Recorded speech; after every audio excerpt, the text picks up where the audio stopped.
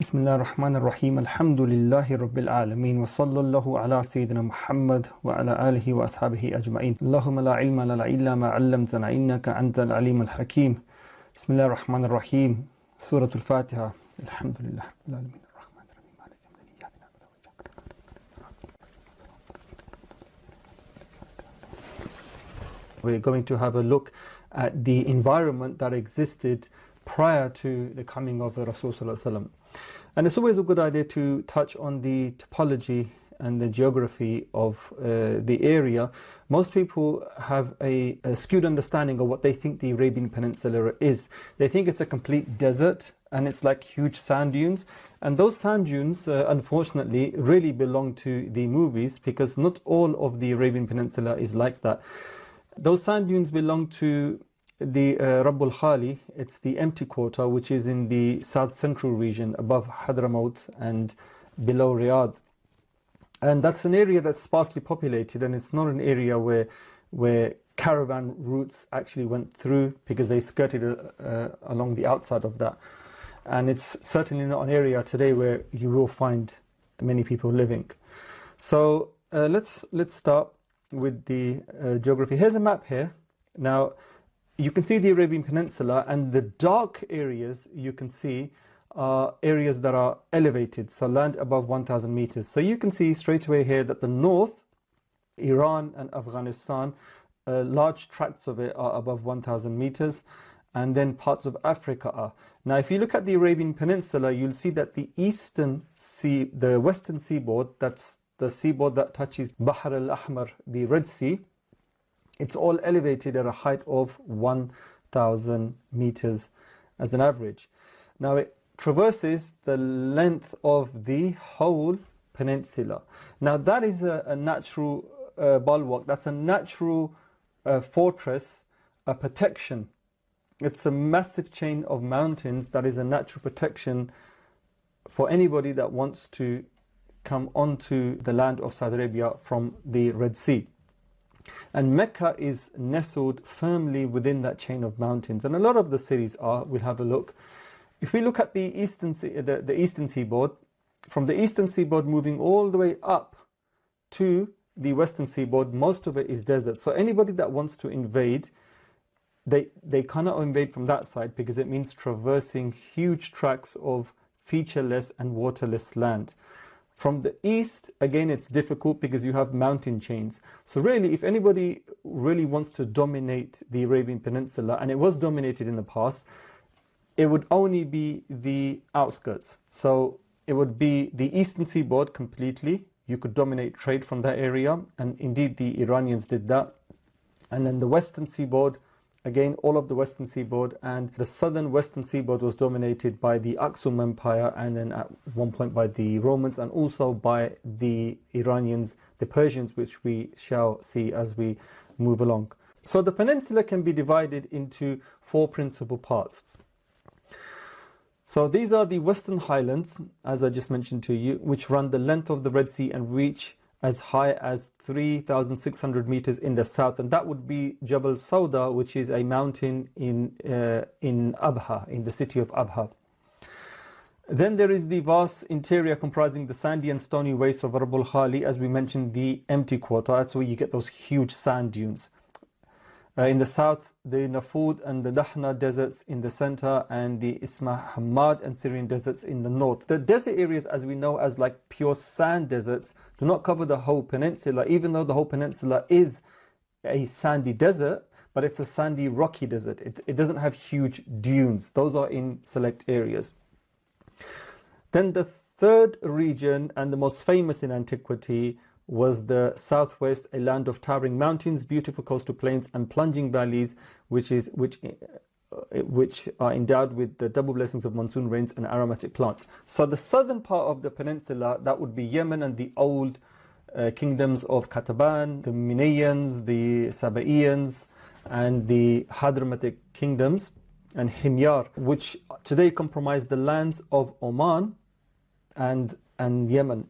Those areas are blessed with the monsoon rains. The monsoon rains from the Indian Ocean, from Asia, they actually hit the coast of Saudi Arabia. So as a result, there is vegetation there. And especially in the highlands, you'll see when I show you images, it's very lush and green. And that is where the fabled frankincense and the myrrh would travel up, with thousands of years of trade from the south going north. Lastly, there are the hot and humid eastern coastlands of the Arabian Persian Gulf, where the harsh climate is mitigated by the existence of abundant groundwater. The eastern seaboard and the western seaboard, if you go past the mountains, the Tihama area on the western seaboard is very, very humid. It's one of the most humid places in the world. It's one of the most difficult places in the world to live due to the almost 100% humidity. The eastern coast touches the Indian Ocean, and you get the rains there, and there is rainwater there. And there has been like Stone Age settlements there from thousands of years before. The Sumerians actually controlled Dilmun, which was Bahrain, and those areas were controlled at one point or another by various entities from the north. The western seaboard has the shallow Red Sea, and then from across the Red Sea is Africa. So there has been interchange of, there's been a cultural exchange and a racial exchange going on there for a millennia, and we'll have a look at that as in due course. And those areas are actually very difficult to live in. So we have the lowlands, the Tihama, and then next to that we have those huge mountain ranges. It's surrounded on three sides by sea. So it's interesting because if you look at medieval maps, some of the earliest maps of the world were actually upside down. So it would posit the Arabian Peninsula with nothing above it. So it's nothing can overcome it, nothing is above it.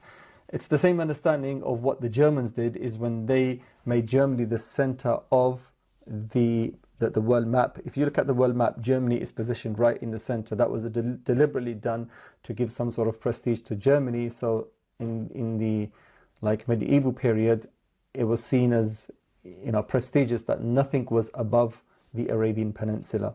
Even though there were other maps that would posit Arabia the way it is today, but for a time it could be understood either way before the poles were decided in their entirety. So Palestine and Western Syria in the northwestern side, they were always wealthy because there is greenery there is water there, and they were at the center of trade routes. So Palestine, Gaza, and the Nabatean kingdoms, the Palmyrians, Syrians, famous cities like Bosra, Petra, and these sat astride trade routes. So they were always wealthy, and we'll have a look at them as well. Egypt is very fertile because of the Nile Valley. Some of the most fertile lands in the world are in Egypt. And also, if you look at the northeast, that's going towards Iraq, we have the Tigris River and Euphrates River. And again, the black lands of Iraq are some of the most fertile lands in the world. So even though they're desert areas, they are very green also. And obviously in the monsoon areas of the south, we have greenery. So you can imagine there's greenery along the eastern side, in the northeast, the northwest, and the south. So the interior is what's very dry, and we do get some oases in the interior, like Ha'il, and some places like Riyadh. Riyadh means garden, right? So certain areas do have natural oases where settlements formed, and they make for very beautiful and romantic settings when you see them in pictures. Because when you're traveling through the desert, and a featureless desert, and you come upon something green, it's a magnificent sight. So Medina was an exception. The spice routes like the cities of Didan, Al-Ula, Al-Hijr, Hegra is known as Faddak, Medina. These whole areas were huge areas of farming, and even to this day and for thousands of years prior, it's been an area of farming and of palm tree date cultivation. If you look at those areas, they are beautiful, they're green. And an interesting fact is Saudi Arabia has 2,000 dormant volcanoes. Now, it makes common sense. It's because where is Saudi Arabia? It sits on a plate, the Eurasian plate. So we have Asia, and then we have Europe, and they meet. Then you have the African plate. They meet there. And that long mountain chain we talked about, it's a mountain range. Mountains are always formed when two plates collide, and then the landmass goes up. So you're going to have fissures and cracks in the crust that at some point in the past would have led to volcanic activity, and indeed there are signs of volcanic activity. We have what are known as the harra, the lava plains, like the lava tracks, and there are huge lava tracks. Medina sits astride too. That sign of volcanic activity. So we have 2,000 dominant volcanoes in the area. Medina has the largest share. The last explosion was in 1256, and the lava got to around 2 miles of Medina and only 8 kilometers from the Prophet's mosque. Now there is a hadith on this regarding that the necks of the camels, if I'm not mistaken, shall be visible, like far off, like hundreds of kilometers away. And indeed, when you have a lava eruption, and especially if obviously the lava is very bright, and then you have the cloud, you have the ash and the dust and the water cloud that spews forth, and when the light of the lava shines into the cloud, it permeates the atmosphere. So it is wholly possible that hundreds of miles away you will get enough light that you could see it would shine off the necks of your camels.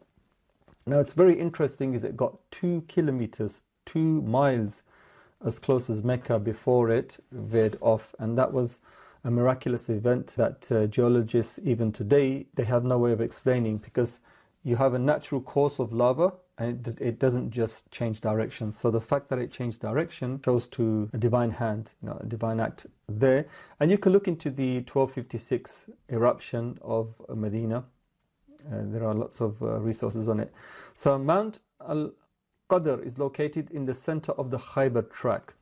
It is an extinct volcanic mountain with a height of more than 2,000 meters above sea level. It is a rugged area on which it is difficult to walk. The crater of Mount Al-Qadr is very deep and has large cavities. Those who climb Mount Qadr will notice the spread of the lava over more than 50 kilometers. So when it did erupt, the lava in all directions went to as far as 50 kilometers. So here is a map, and you can see the Arabian plate and the African plate, and you can see the rift in the middle, which is the Red Sea. And you can see the lava fields. In green, you can see the lava fields, and you can see how close they are to Medina. And these are the Harra, the black lava tracks.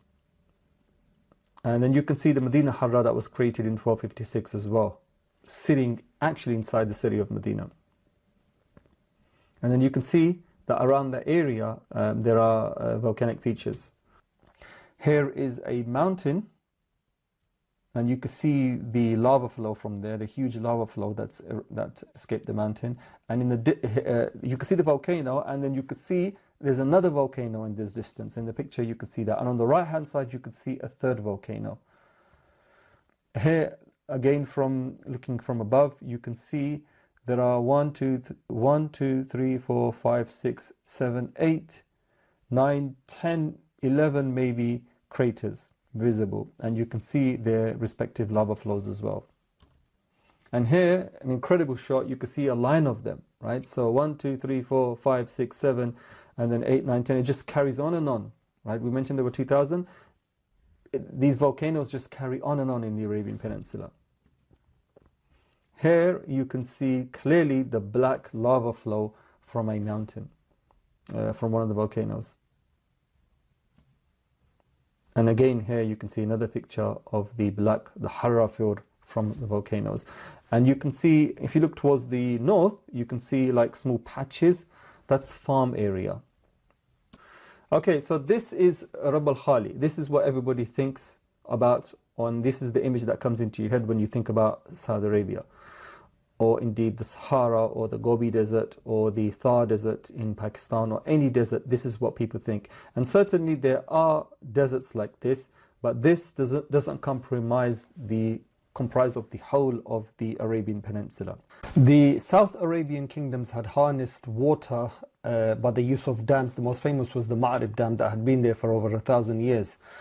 And those dams were wonderful feats of engineering, some of the best feats of water management techniques in the world at that time. The most wondrous thing is that they had been using that dam system for over 1,000 years. The Quran references that as well. They had even carved a 150-meter tunnel through a mountain to release water from the other side, which is a huge feat of engineering on top of what they did. The catchment area was 10,000 square kilometers for this. So here is the city of Ib. Now, Ib is a beautiful city. It's in the Highlands, and it's green. You can see how green it is here. And it's interesting because the Persian word for water is Ab, and this is called Ib. And the Persians held sway over the area for a while. So I'm just wondering if this name actually has its origin going back to the Persians, because it's a very green and lush area with rainfall. Here's another picture of Ib. Here's Ib again. And here again. But who would have thought in the Arabian Peninsula such greenery? Here's Abha, mentioned Abha. Abha is a city, sits in the mountain range towards the south by Asir. It's in the Asir province. And Jabal Sauda is there, which is the highest peak in that area. And this park could have been anywhere in the world other than a desert. Taif, which is the breadbasket for Mecca, is right next to Mecca, and Mecca sits on the plain and Taif sits up in higher ground. And again, it's beautiful and green. Parts of it are green. And this is Dhofar in Oman. Stunning.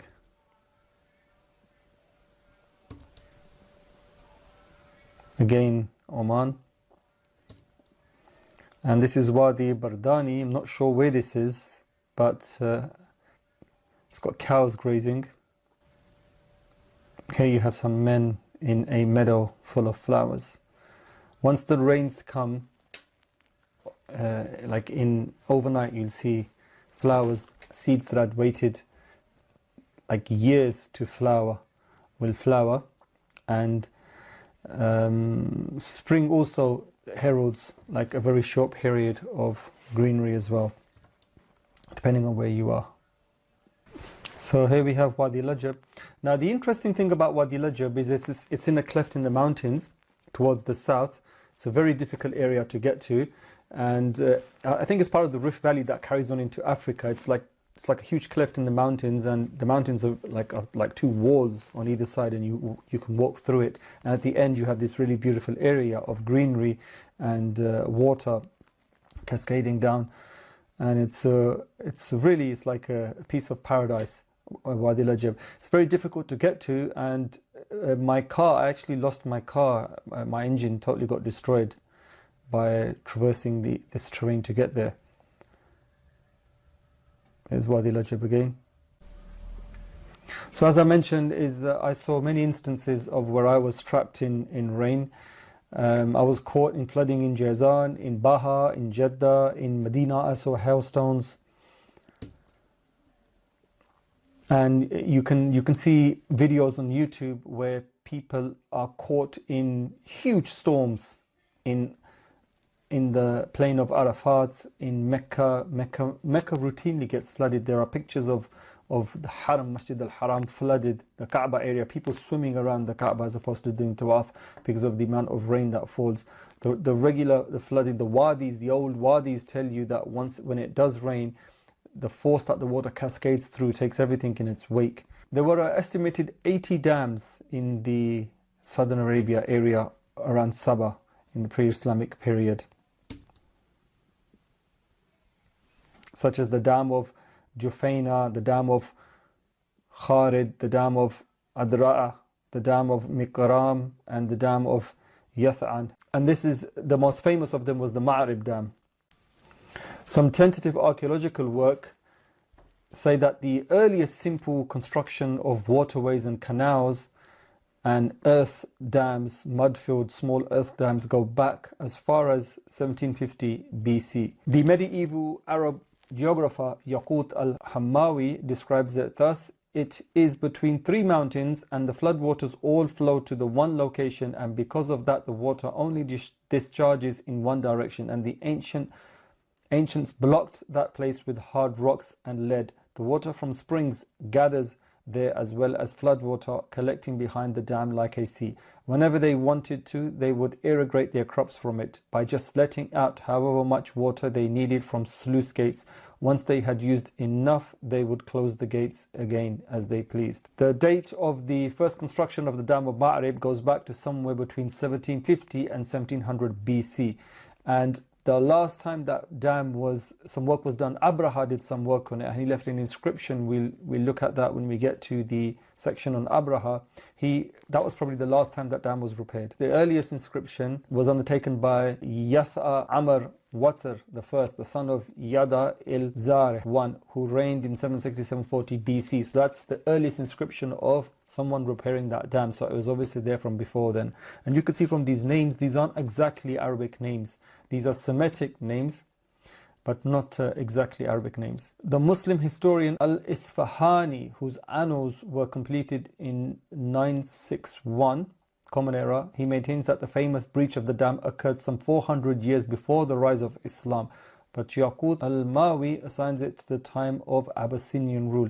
Now this is very important to know the origins of the tribes, the Qahtani tribes that migrated from the south towards the north, and we will look at greater detail in that succeeding chapters, inshallah. Ancient South Arabian sources report that in about 145 BC, the dam suffered a major breach during the war between the people of Raidan and the kingdom of Sabah. And that is the very breach that many scholars consider to have caused Sil al-Arim, which is the flood of Arim. This was that for the famous flood mentioned in the Quran. It is also mentioned in Arab proverbs which speak about the hands of Sabah having separated at that time. The fighting between the Raidanites and Sabaeans delayed the repair of the dam, and this caused devastating losses of crops, fruit, leading to large numbers of people to disperse in search of new land capable of supporting life. So huge migrations ensued. It is still uncertain though whether it was that particular breach that caused the flood of Arim or not, since some migrations certainly took place in the 2nd and 3rd centuries, and they are already ascribed to the breaking of the dam. Generally speaking, the dam was repaired twice shortly before the coming of Islam, once by Sharabil Ya'far bin Abi Karab Yas'ad in 450 and by Abraha as mentioned in 543. The inscriptions on the dam explain the cost of repair and the large number of workers involved. So there wasn't one breach, there were many breaches, and some breaches were to do with negligence of war and some by other reasons possibly. And each time there was a breach, because it devastates the land and the land cannot recover so quickly, so as a result those particular tribes that have to survive, they then migrate forward, right? And when you migrate, you displace others. There's a limited amount of resource on the Arabian Peninsula, and you cannot just muscle it into somebody else's territory. So if you migrate to another place, if by some pure luck nobody's there, then that's fine. But if somebody is there, then more often than not, you have to go to war with them and then displace them, or they displace you further and then you move. So you'll see certain tribes, we'll mention them, they traveled back and forth a few times before they finally settled and then became the powers of their day for hundreds of years even afterwards. As we mentioned, the stories mentioned in the Quran, the breaching and destruction of the Dam of Marib was a historical event, it was a big event and was alluded to in the Quran.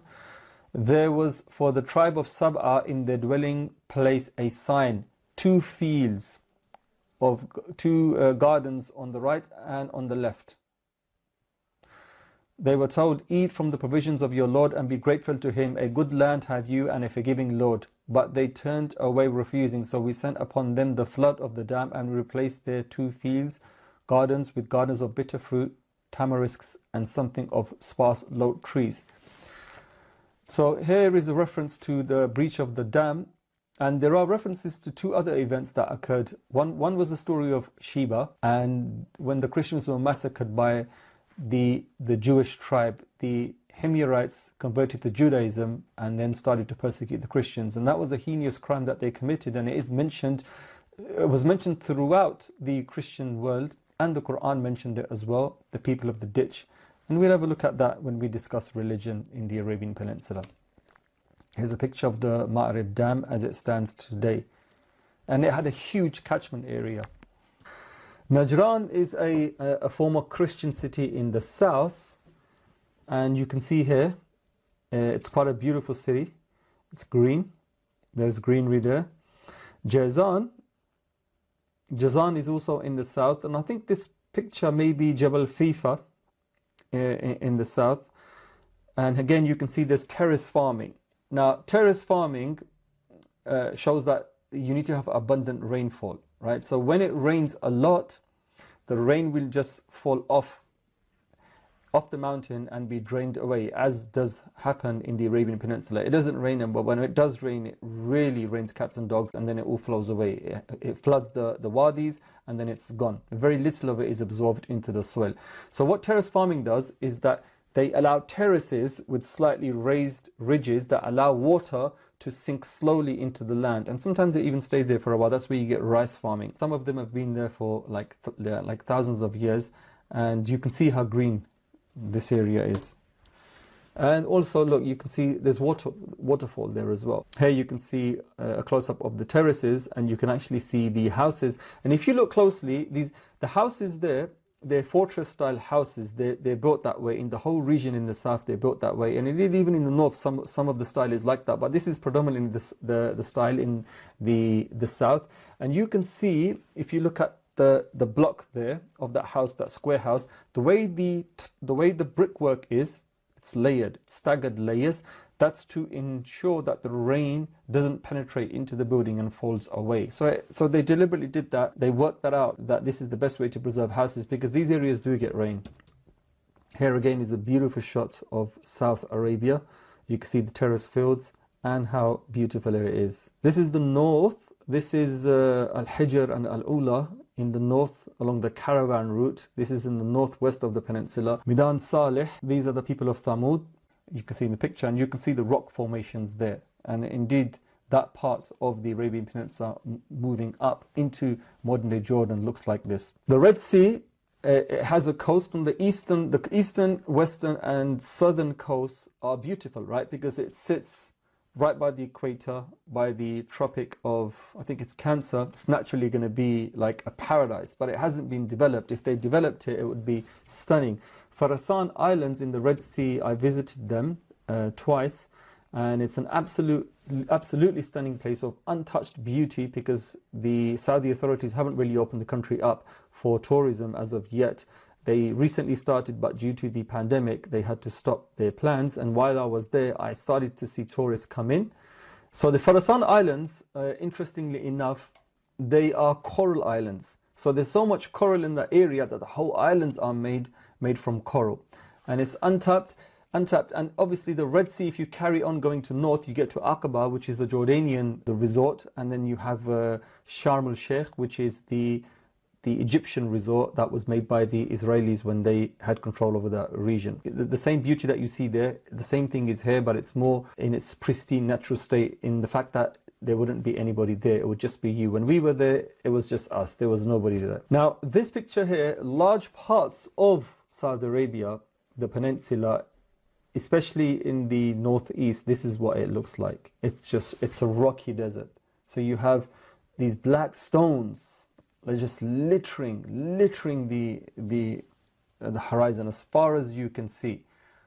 And from far, they just look like one mass. But as you drive close, you can see bits of sand between them. And then you can only imagine how difficult it was to cross these areas during the time of the Messenger of Allah ﷺ, and the trade routes when they would go north to south. They'd have to traverse through these rocky plains. So this is the average desert. This is what the average desert looks like. So it's not huge dunes, because some of those dunes are like hundreds of feet up in the air. It's just sand with bits of rock, and you can actually look into the horizon and you can see it. And then you see the odd mountain chain or like group of hills. So this is what the average desert looks like there. Here you can see a man, he's praying in the is like a makeshift mosque there, and he's praying, and you can see that the land is covered in a fine layer of fine rock, and then you know underneath that rock is yellow sand. And it's interesting because the sand towards Sharqiyya, the east, it looks different. It's more yellow. It's more orange, sorry. It's like a orangey, yellowy. It's like a very whitey even. Right? Orange, I think orange was going more towards Riyadh, and towards the Sharqiyya, it was like a almost whitey type of sand. And when you come towards the east, it changes. So you can see these geographic locations for yourself. You can visibly observe them when you're there. These are the various types of sceneries that you can see in the Arabian Peninsula. And it's not all desert.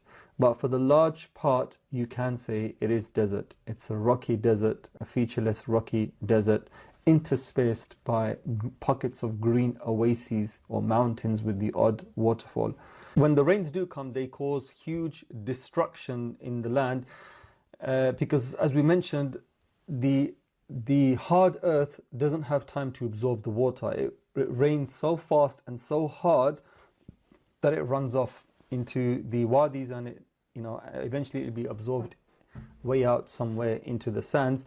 But before that, it wreaks devastation in farms and houses, and especially in the cities like Jeddah.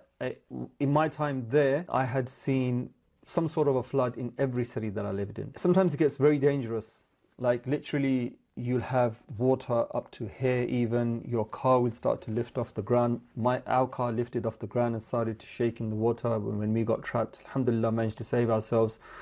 And this only happens because those cities don't really have drainage networks, because it doesn't rain much, so they didn't factor them into the design of the cities. That's why when you go even up north into Jordan, Amman, even there it floods. And it's a city based on hills, so especially like in Balad, the center of Amman, you will see all the floodwaters converge, and it can get very dangerous. And I've seen it rain there as well. Here's a video I'm going to show you now of what it looks like.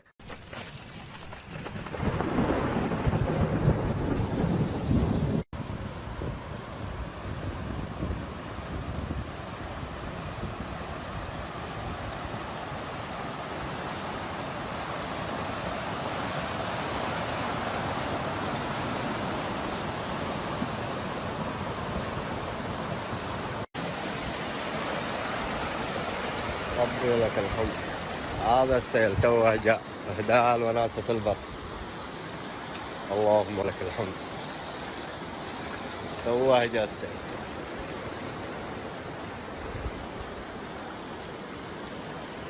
وادي ذهبان حفظة البر. إهداء وناسة البر.